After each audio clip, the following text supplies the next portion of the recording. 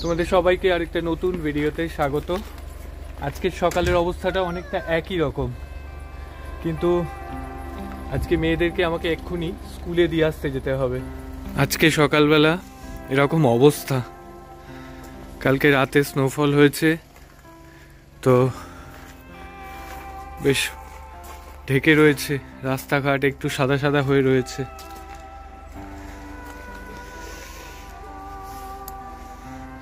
দেখতেই পাচ্ছ আকাশ আজকে খুবই মেঘলা।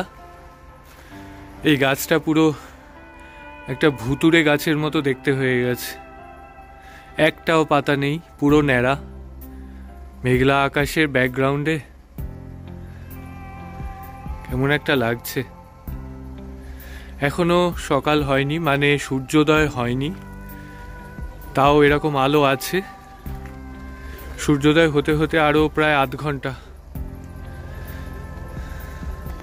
আজকেও রাস্তাঘাটের একই অবস্থা, এরকম আইস, হার্ড আইস আছে ভর্তি ভর্তি। সামনে আমি দেখতে পাচ্ছি, এদিকেই দেখতে পাবে, এই দেখো পুরো সাদা হয়ে রয়েছে। আইরে চলে চলে, উঠে যা উঠে যা, যা যা যা যা যা যা, ভেতরে যা ভেতরে যা ভেতরে যা। হ্যাঁ ওকে, এইবার আমি ঢুকি। ব্যাগটাও পড়ে গেল রে। দেখো সামনে রাস্তাঘাট কেমন অবস্থা, দেখো খুব স্লিপারি, সাদা হয়ে গেছে। কালকে বলছিলাম না যে কিছু মানুষ আছে যাদেরকে সাইকেল নিয়ে বেরোতেই হবে, তারা কিন্তু বেরোবেই। সুতরাং কিছু করার নেই, এর মধ্যেই যেতে হবে। বাচ্চারা সাইকেল নিয়ে স্কুলে যাবে, দেখতে কিন্তু দারুণ লাগে, তাই না? দেখো সাদা রাস্তা, খুব বেশি স্নোফল হয়নি কিন্তু তাও দেখতে কত সুন্দর লাগছে।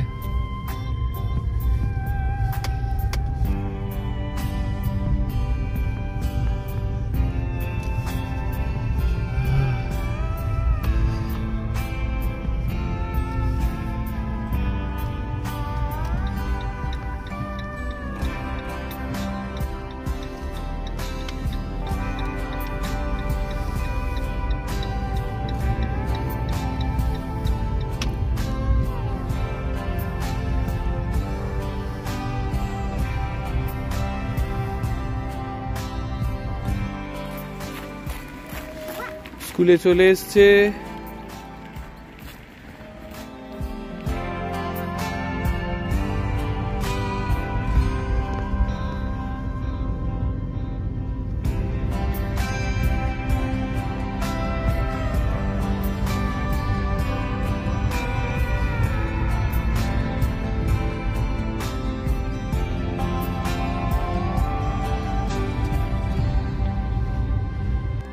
চলে এসছি মেয়েদেরকে দিয়ে বাড়িতে। এবার তোমাদেরকে একটা দারুণ জিনিস দেখাই। তোমরা তো অনেকেই আগে আমাদের বাড়ির গার্ডেনটা দেখেছো। গার্ডেনটা এখন কিরকম দেখতে লাগছে সেটা একবার দেখো।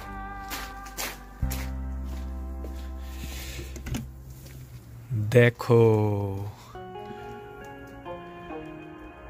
পুরো সাদা, কি দারুণ দেখতে লাগছে না?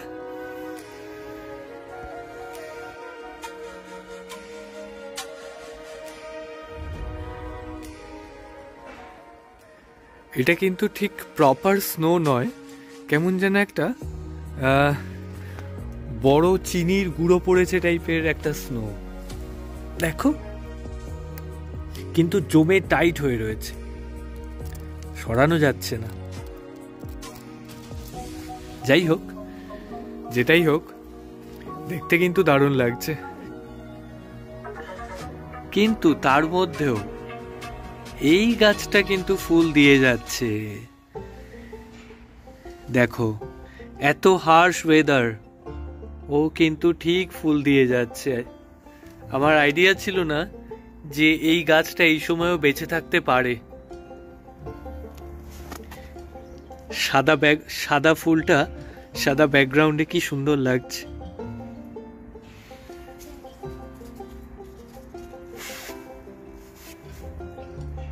এদিকে আরেকটা আছে, সেটা আর হবে না। একটু হয়েছিল ঠিকই, কিন্তু এই বরফ পড়াতে ও আর হবে না। কুড়ি হয়েছিল, কিন্তু আর হবে না। দেখো আমার সন্ধ্যা মালতী গাছের কি অবস্থা। প্রত্যেক বছর এটাই হয়, মরে যায় গাছটা, নিজে থেকেই মরে যায় ঠান্ডায়। তারপরে আমি গাছটা তুলে ফেলে দিই, পরের বছর বীজ ফেললে আবার হয়ে যায়। এটাই প্রত্যেক বছরের সাইকেল।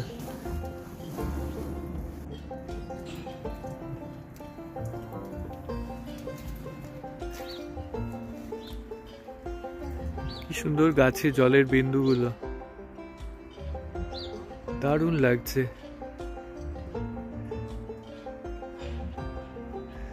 আমি জানি না তোমরা কতটা দেখতে পাচ্ছ, দেখো এইবার মনে হয় দেখতে পাবে। কি সুন্দর লাগছে। এইদিকের আকাশটা একটু ক্লিন, এইদিকে আবার গুলি আসছে। এটা কিন্তু একটা আজব জিনিস। জানি না আজকে আবার স্নোফল হবে কিনা, ওয়েদার দেখে মনে হচ্ছে আবার হবে।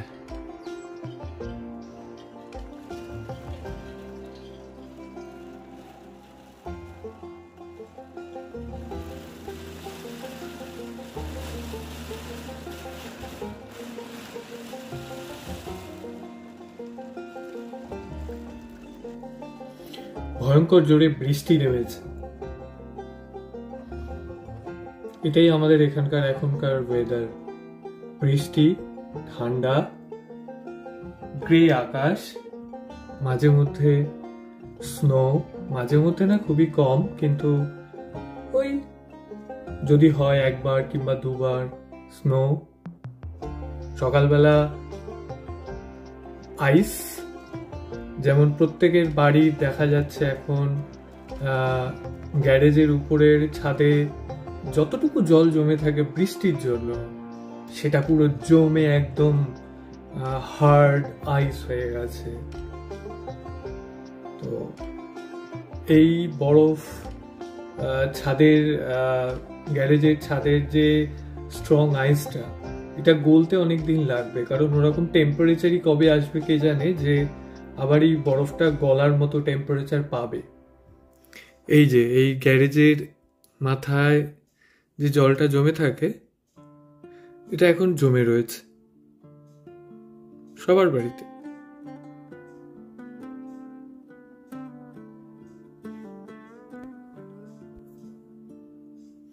সকালে তোমাদের দেখালাম যে পেছনের গার্ডেনের ঘাসটা পুরো সাদা, দেখো এখন গলে গেছে, কারণ বৃষ্টি হচ্ছে, তো বৃষ্টিতে পুরো গলে গেছে।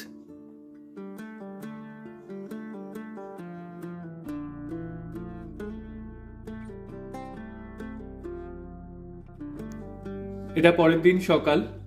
গতকালে আর ভিডিও শুট করা হয়নি কিছু।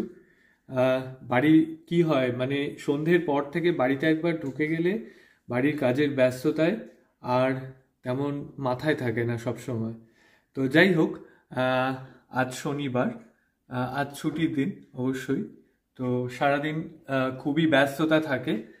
সকালবেলা মোহরের আর্ট ক্লাস, আমার বাজার দোকান সব কিছু থাকে।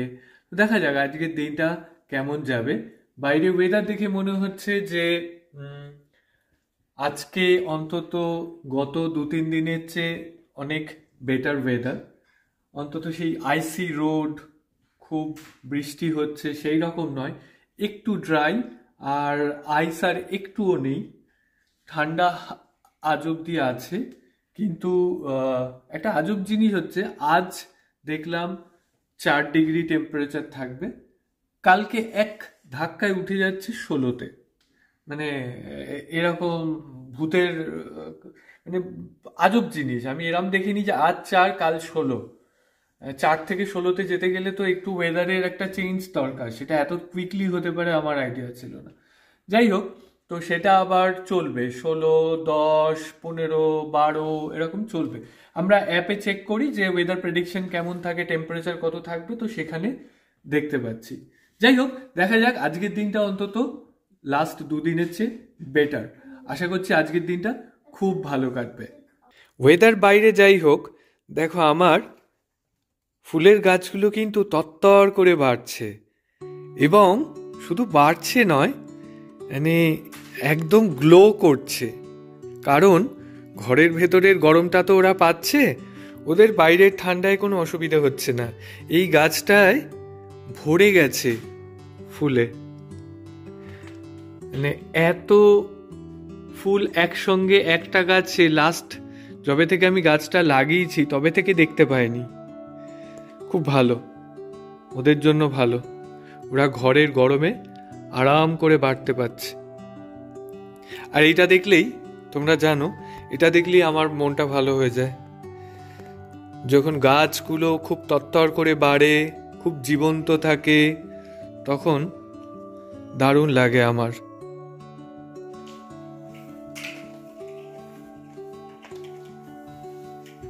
কি বানাচ্ছিস রে? আমি একটা গাড়ির মতো বানাচ্ছি ব্লগসগুলোর জন্য। গাড়ি ব্লগস দিয়ে? হ্যাঁ, কি গাড়ি? একটা নর্মাল গাড়ি। আর এটা কি? এটা হচ্ছে ওদের বাড়িটা। এটা বাড়িতে গাড়ি? বাড়ির সঙ্গে একটা গাড়ি, এগুলো লোকগুলো। আচ্ছা, ও এবার লোকও আছে? হ্যাঁ বিল্ডিং ব্লক দিয়ে লোক? হ্যাঁ। বাবা, কি ক্রিয়েটিভ।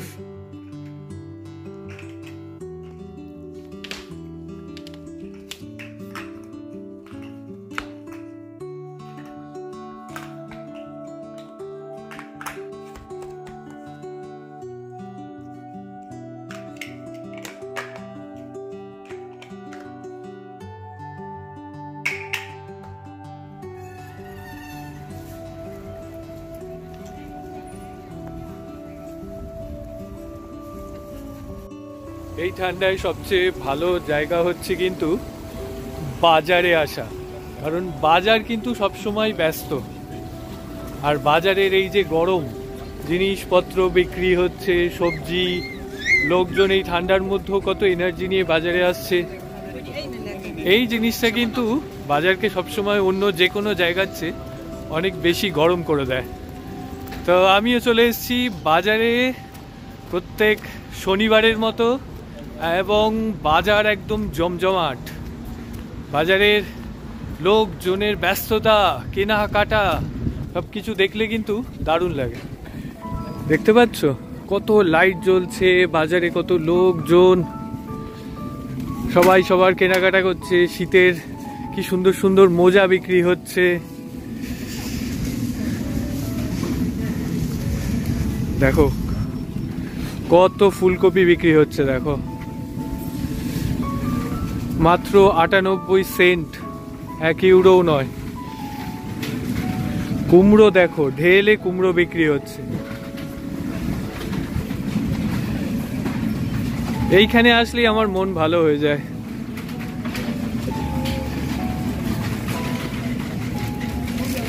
কমলা লেবু, এদিকে পুরো চিজ বিক্রি হচ্ছে।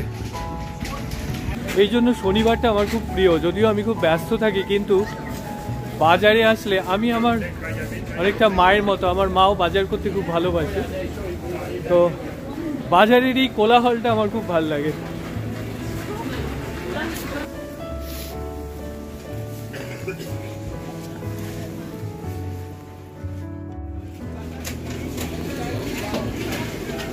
শনিবারের বাজার কিন্তু জিনিস ঢেলে বিক্রি হয়, আর লোকে কেনেও তেমনি।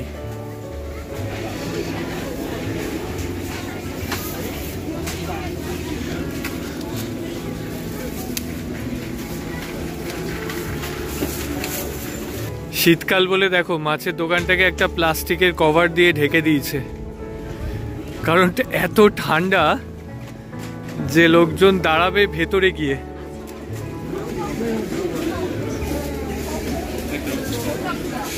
এখানকার লোকজন কিন্তু ভালোই মাছ খায়, দেখতে পাচ্ছ।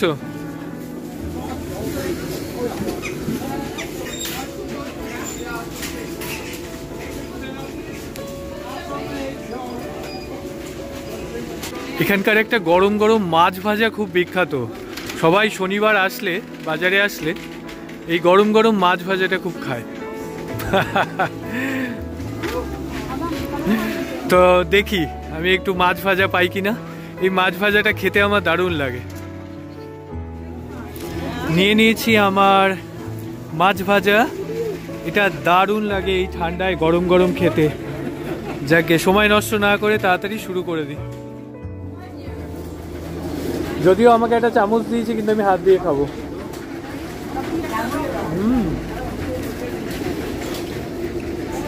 দারুণ।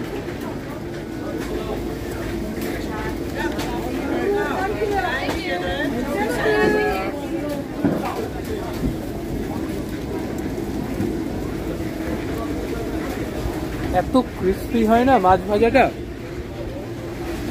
আর ভেতরের মাছের কোয়ালিটিটা খুব ভালো।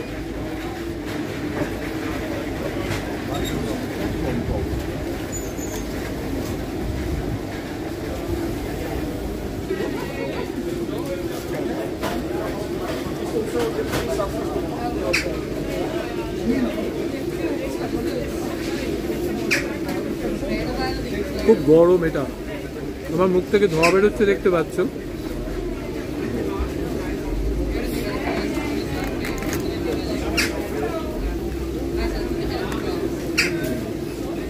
মাছের দোকানে এসে সেই মাছের দোকানের ফ্রেশ মাছের মাছ ভাজা অসাধারণ।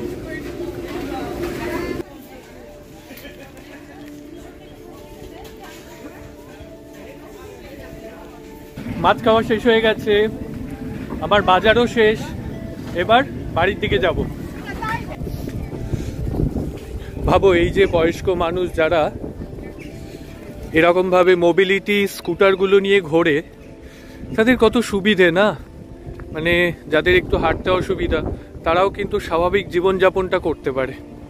আমার মাঝে মধ্যে মনে হয় যে আমাদের ওখানেও যদি আরেকটু ভালো রাস্তাঘাট সুযোগ সুবিধা থাকতো, এই মোবিলিটি স্কুটারগুলো অনেকে ইউজ করলে স্বাভাবিক জীবনযাপনটা অনেক বয়স্ক লোকেদের জন্য, যাদের হাঁটা চলায় প্রবলেম আছে, তাদের জন্য অনেক সুবিধে হতো।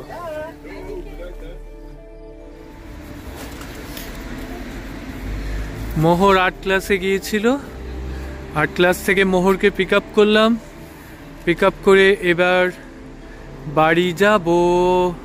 আয় এদিক দিয়ে বেরো।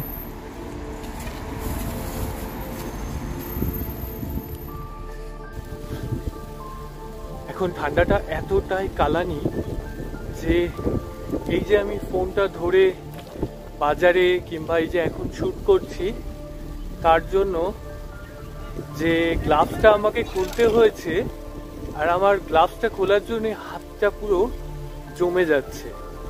মানে হাত বেশিক্ষণ বাইরে গ্লাভস ছাড়া রাখা যাচ্ছে না। হ্যাঁ মানে কেন রাখা যাবে না, কেউ যদি হেঁটে যায় সে হাতটাকে জ্যাকেটের পকেটের মধ্যে ঢুকিয়ে নিয়ে ঘুরে বেড়াক, কোনো ব্যাপার না। কিন্তু হাতটা যদি বেশিক্ষণ এক্সপোজড থাকে তখন না মনে হয় হাত পুরো জমে যাচ্ছে, হাত সেন্স চলে যাচ্ছে, এরকম একটা ব্যাপার হয়। তো মানে এই ঠান্ডার মধ্যে সত্যি বলছি বাইরে বেরিয়ে কোনো ভিডিও শ্যুট করাও কঠিন, কারণ গ্লাভস পরে শ্যুট করা যায় না। গ্লাভস পরে ফোনটা হ্যান্ডেল করা খুব কঠিন।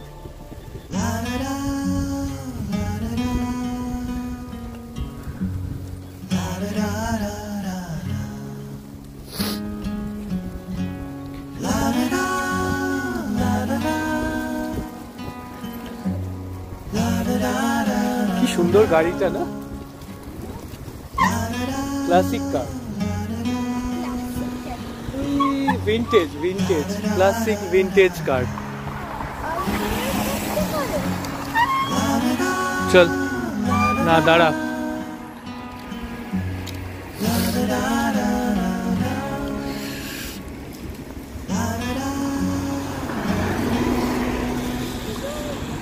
পর পর গাড়ি আসছে, দাঁড়া, যেতে পারবো না, আমরা তো ওপারে যাব।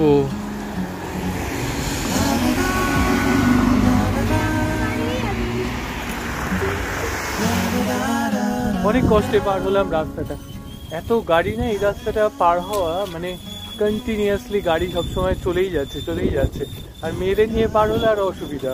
আমি টুক করে পার হয়ে গেলাম মানে একটা ফাঁক দেখে, কিন্তু দুজন স্পেশালি মেয়েদেরকে নিয়ে আমি ওই রিস্কটা কখনোই নিই না। তো যাই হোক, আমরা এখন বাড়ির কাছাকাছি চলে এসেছি।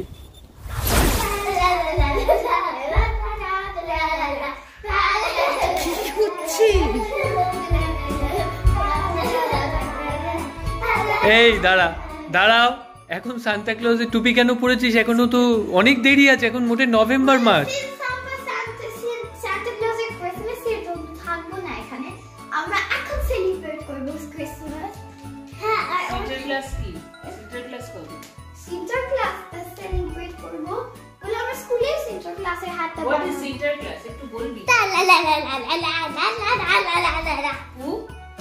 সিন্টার ক্লাস কি? সিন্টার ক্লাস আর সান্টা ক্লাসের ডিফারেন্স কি? জুতো দিতে হয় সিন্টার ক্লাসে, আর সান্টা ক্লাসে তো মোজা রাখতে হয়। জুতো আর মোজা বাদ দিয়ে আর কি ডিফারেন্স আছে? ওরা ব্রাদার্স, সান্টা ক্লাসে ওরা ব্রাদার। এটা আবার কে বললো তোকে? হ্যাঁ, ওটা ট্রু, ওরা ব্রাদার্স।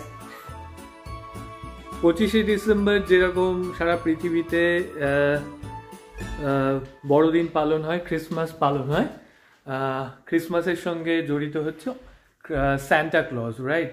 তেমনি ডাচেদের একটা নিজেদের ভার্সন আছে যেটা হচ্ছে সিন্টার ক্লাস। সিন্টার ক্লাস কিন্তু দেখতে পুরো সান্টা ক্লজের মতোই, এত বড় দাড়ি, লাল রঙের জামা পরে, বাচ্চাদের গিফট দেয়, কিন্তু ওটা কিন্তু ক্রিসমাসের দিন সেলিব্রেশন হয় না, ওটা সেলিব্রেশন হয় অনেক আগে, ডিসেম্বর 5th, তাই তো? ডিসেম্বর 5th এখানে ক্রিসমাস সিন্টার ক্লাস সেলিব্রেশন হয়। তো সিন্টার ক্লাস হচ্ছে ওই সান্টা ক্লজেরই একটা ভার্সন, কিন্তু সে স্পেনে থাকে, স্পেন থেকে নেদারল্যান্ডসে আসে, জলে নৌকো করে কিংবা বোটে করে ওরমভাবে আসে, এসে প্রত্যেকটা বাচ্চাকে নাকি তারা গিফট দেয়। তো আমরা এখানে মানে বাচ্চারাও এখানে যত বাচ্চা আছে সবাই খুব সিন্টার ক্লাস নিয়ে খুব এক্সাইটেড হয়। হ্যাঁ, তাকে নাকি সিন্টার ক্লাসকে একটা চিঠি লিখতে হয় যে সারা বছরে তুমি কি কি ভালো কাজ করেছো, কতটা ভালোভাবে থেকেছো, সেটা দরজার বাইরে একটা জুতোর মধ্যে ওইসব দিয়ে, তার সঙ্গে একটা গাজর দিয়ে রেখে দিতে হয়। পরের দিন সকালবেলা বাচ্চারা এসে ঘুম থেকে উঠে নিচে নেমে দেখে যে সিন্টার ক্লাস গিফট দিয়ে গেছে। কনসেপ্টটা অনেকটা ওই একই, সান্টা ক্লজেরই কনসেপ্ট, কিন্তু এটা ডাচেদের নিজেদের ভার্সন, সিন্টার ক্লাস।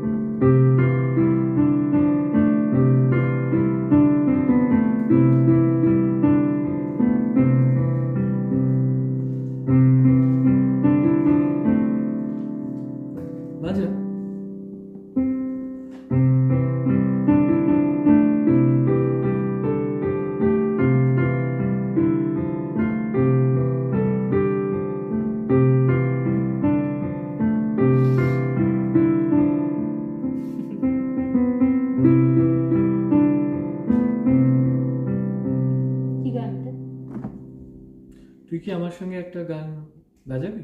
এটাই গান না, এটা পারবো না, অন্য একটা কিছু, অন্য কোনো একটা রবীন্দ্রসঙ্গীত। খুব তুই বাজাচ্ছিস বলে আমার গাইতে ইচ্ছা করছে, আর কিছুই না। কি রবীন্দ্রসঙ্গীত? তুই বল। কোনটা পারবি তুই? মানে আমিও তোরও পারবো। পারা আমারও পারা, দুজনেরই পারা। আমি চিনি গো চিনি তোমার। হ্যাঁ, আমি চিনি গো চিনি তোমারে। ভলিউমটা অ্যাডজাস্ট কর। চেষ্টা করি একটা রবীন্দ্রসঙ্গীত। সঙ্গমিত্রাও শিখছে, ও যে পিয়ানোতে সব গান বাজাতে পারে তা নয়, তো মাঝে মধ্যে ও যখন একটা দুটো গান তোলে সেইটা যদি আমিও জানি তাহলে আমরা কখনো কখনো চেষ্টা করি একটু তোলার। তো সেরকমই একটা চেষ্টা করছি। আমি চিনি গো চিনি তোমারে, দেখা যাক কতটা পারি। একটু কম আছে, মনে হচ্ছে না? একটু কম আছে।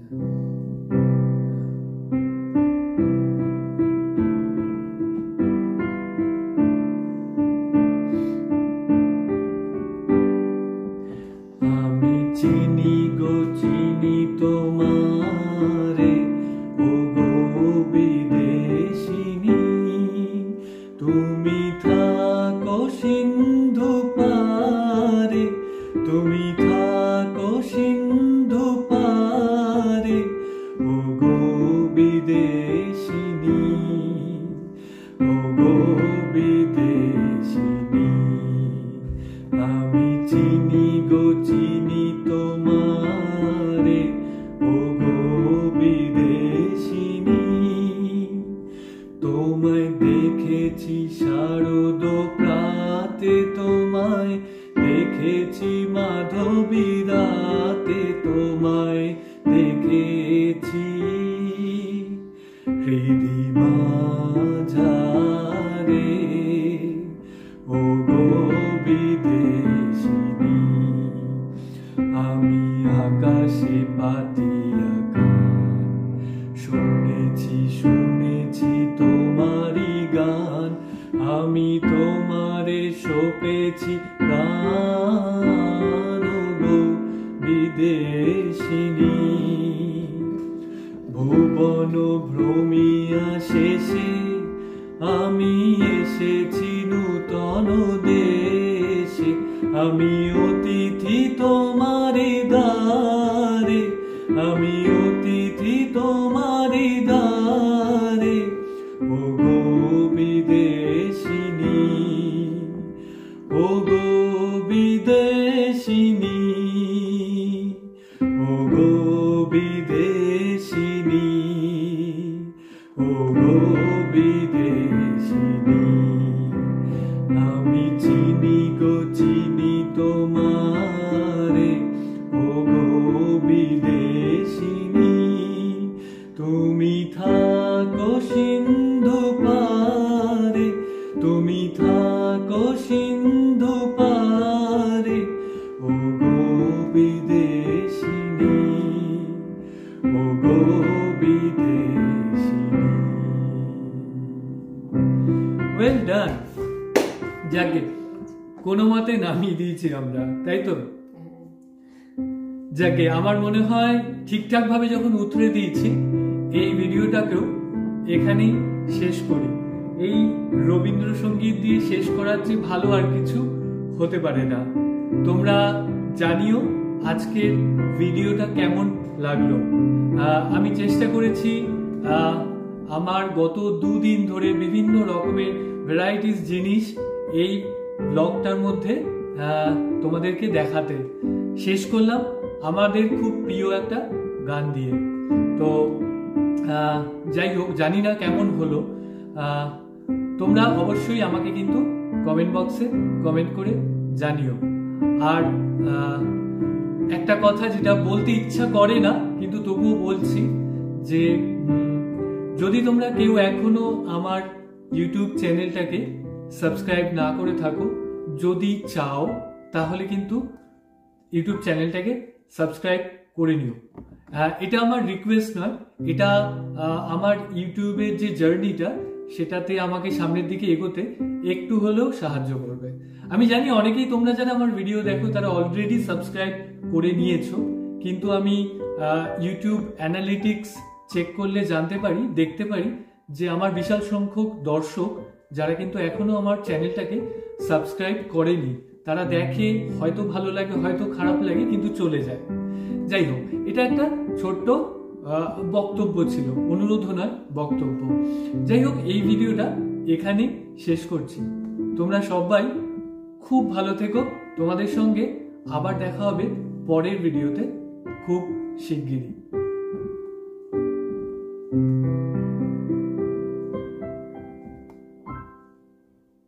Well done. Finishing note.